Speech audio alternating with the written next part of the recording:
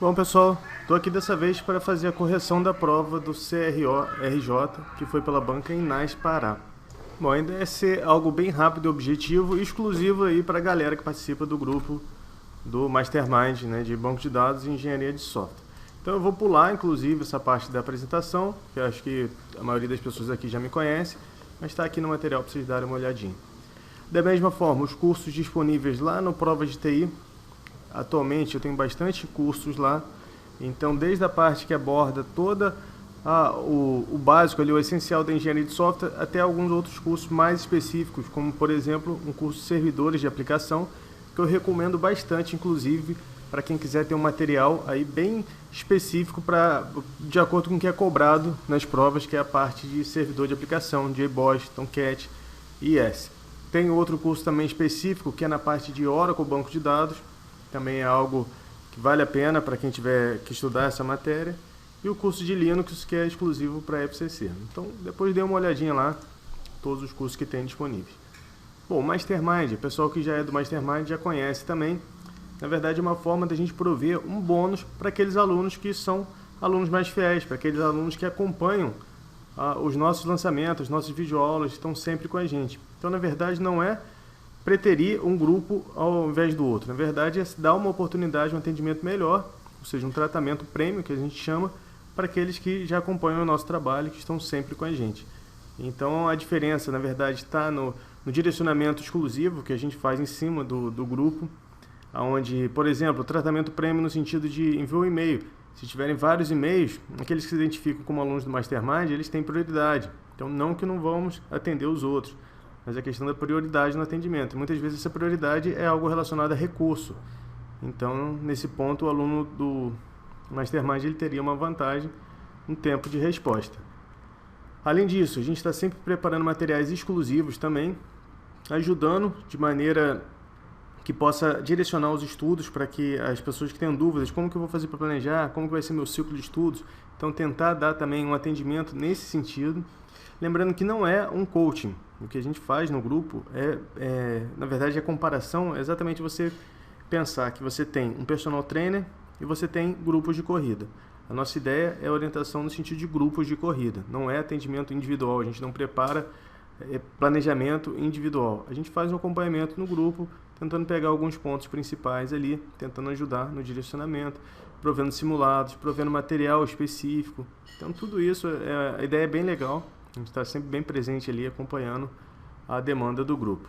Tem as condições de entrada, quem tiver dúvida, dê uma olhadinha lá no site do itinerante, a gente fala certinho sobre o que é preciso ter para poder entrar nesse grupo. Bom, vamos fazer a primeira questão aqui, que é uma questão que ela fala, na verdade, sobre padrão de projeto. E aí, pessoal, na verdade, padrão de projeto, eu até incluí um material aqui, de quando eu lecionava essa matéria, que foi, inclusive, grande parte dela foi contribuição de uma aluna, de uma colega, onde ela fez um trabalho muito legal de separar as palavras-chave de cada padrão de projeto da forma que eles eram cobrados em provas. Então ela viu que, por exemplo, o Strategy ele é formado por vários objetos com as mesmas funções. Ele fornece uma memória, serviços são chamados em outros métodos concretos. Então tudo isso é forma como já foi cobrado questão sobre o Strategy e quais as palavras-chave que a banca referenciava para poder cobrar esse assunto. Factory Max, Abstract Factory e por aí vai. Então eu coloquei tudo aqui para ficar algo bem completo para vocês. E coloquei também um resuminho que eu fiz, onde eu coloco a ideia geral de cada padrão de projeto. Isso aqui é extremamente necessário saber. Por exemplo, o Singleton, ele garante que uma classe só tem uma única instância e provê um acesso global. Então isso aqui já é comum, todo mundo já conhece essa definição. A gente tem que estar com ela na ponta da língua.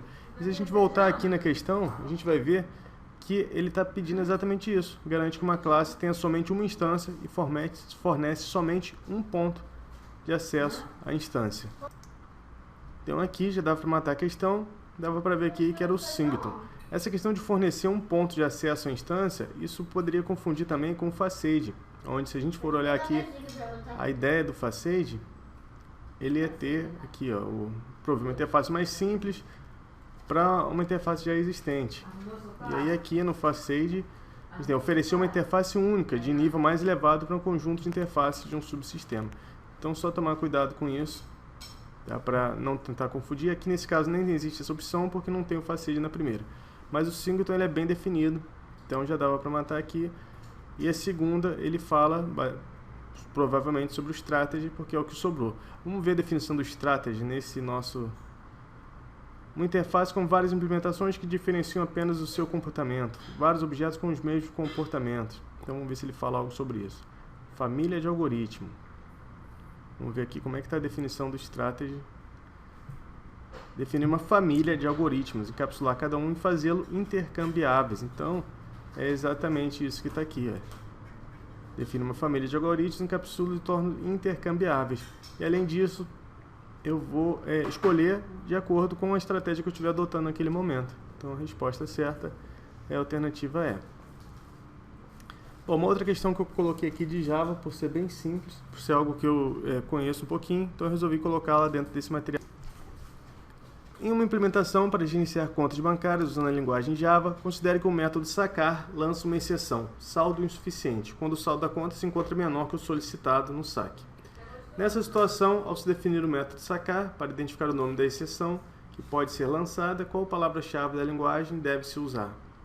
Bom, aqui é muito simples, né? Se você tem um método, na verdade, se você tem um método Java e você quer que ele lance alguma informação, você tem que especificar lá a palavra throws. Você tem que dizer que ele vai lançar uma exceção. E isso, dessa forma, o método que está chamando esse método que lança a exceção, ele vai ter que tratar isso de alguma forma. Então, o método anterior, ele vai ter que ter ali um bloco try catch, porque ele sabe que esse método que está sendo chamado, ele pode lançar uma exceção. Então, essa exceção precisa ser tratada, ou então lançada também para o método anterior, através da definição da palavra throws. O try aqui é o bloco de tratamento, seria um bloco try catch e poderia ter inclusive o finally, que ele vai tentar a execução ali dentro. Se der erro, ele cai no catch e tenta encontrar aquela exceção correta. E por último, ele entraria no finally. Então ele funcionaria basicamente dessa forma. Eu teria aqui um try, um bloco try. Aqui eu teria as informações do que ele ia tentar fazer e ao final eu teria o catch, onde o catch eu ia colocar qual a exceção que eu quero ver se ele vai cair caso aconteça algum erro, aquele tipo de exceção específica. E aí colocaria aqui também um bloco onde o que eu vou fazer, né? Mostrar na tela, exibir essa mensagem. E poderia ter ainda um finally,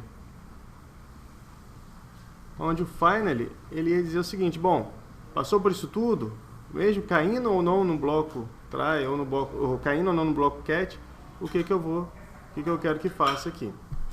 Então, questão bem simples, resolvi colocar ela por conta da simplicidade dela aí relacionada ao Java. Resposta é a alternativa A.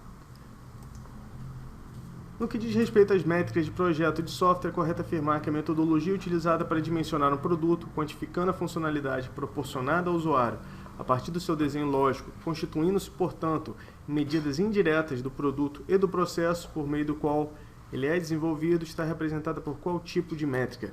Bom, vamos lá, vamos anotar as características básicas que ele está falando. Metodologia utilizada para dimensionar um produto. Ok. Quantificando funcionalidade proporcionada ao usuário a partir do desenho lógico, construindo em medidas indiretas do produto. Bom, vamos lá. Quando a gente fala de métricas de software, a gente pode estar falando de métricas orientadas ao tamanho.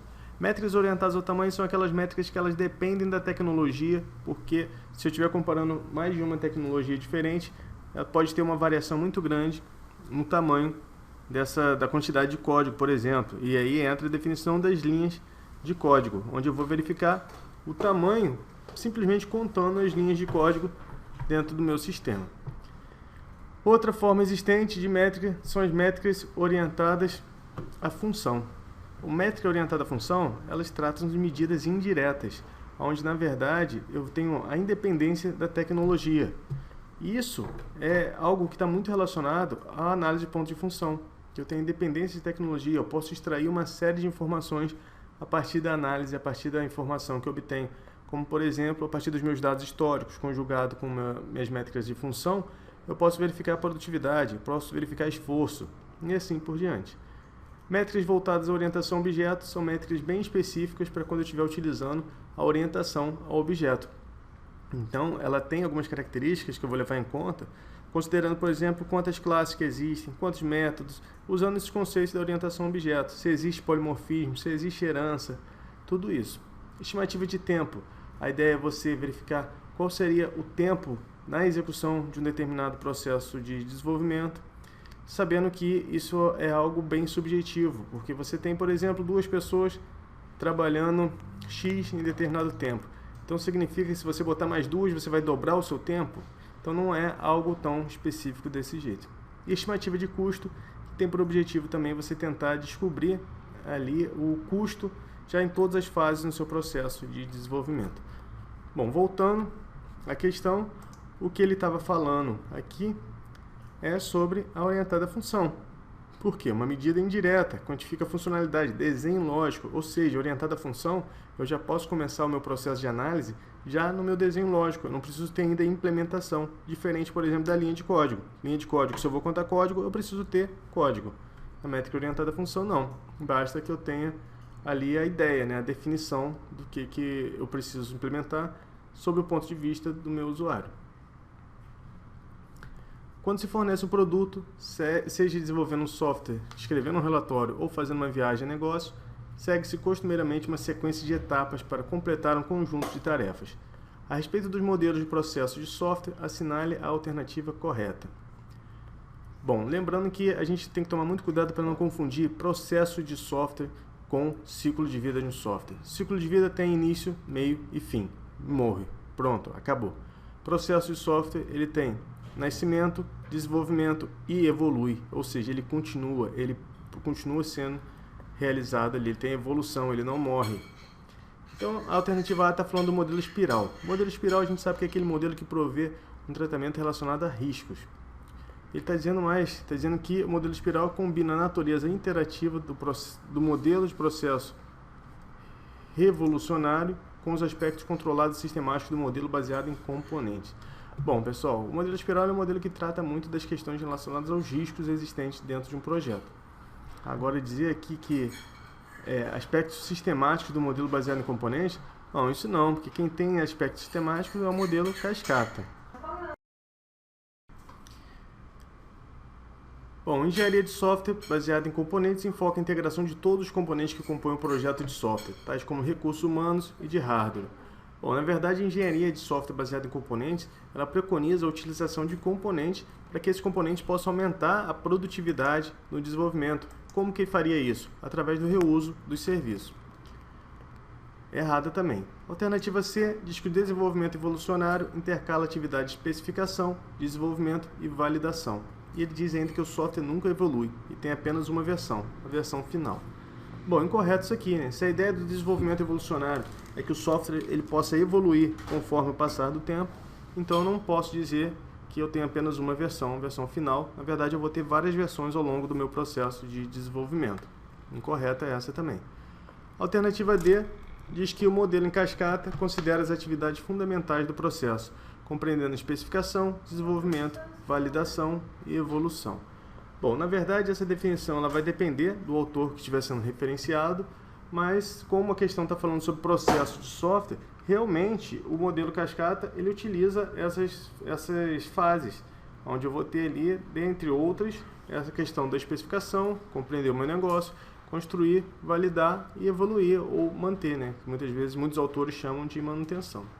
Então essa é a nossa resposta correta.